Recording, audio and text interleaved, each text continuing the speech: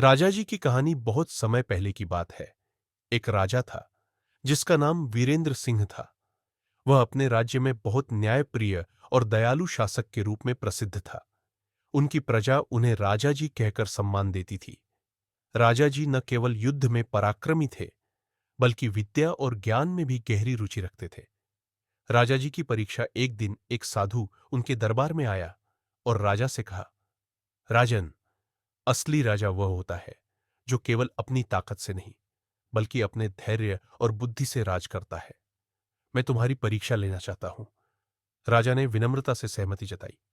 साधु ने राजा को 3 चुनौतियां दी। 1, सत्य की रक्षा। राजा को न्याय करना था, भले ही आरोपी उनका अपना कोई करीबी हो। 2, धैर्य की परीक्षा। उन्हें बिना गुस्सा किए कठिन परिस्थितियों का सामना करना था। 3, त्याग की परीक्षा। राजा को अपने किसी प्रिय भौतिक सुख का त्याग करना था। राजा जी की जीत। राजा ने पहली परीक्षा में अपने मंत्री के पुत्र को न्यायपूर्वक दंड दिया, क्योंकि वह दोषी था।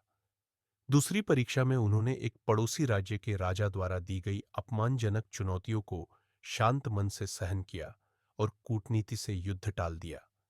तीसरी परीक्षा में राजा ने अपना सबसे प्रिय रत्न जड़ित मुकुट त्याग कर गरीबों की सेवा में समर्पित कर दिया। साधु बहुत प्रसन्न हुए और आशीर्वाद दिया, राजन, तुम न केवल एक महान योद्धा हो, बल्कि सच्चे राजा भी हो। तुम्हारे राज्य में सदा सुख शांति बनी रहेगी। सिख राजा जी की यह कहानी हमें सिखाती है कि शक्ति से अधिक बुद्धि, धैर्य और त्याग का महत्व होता है।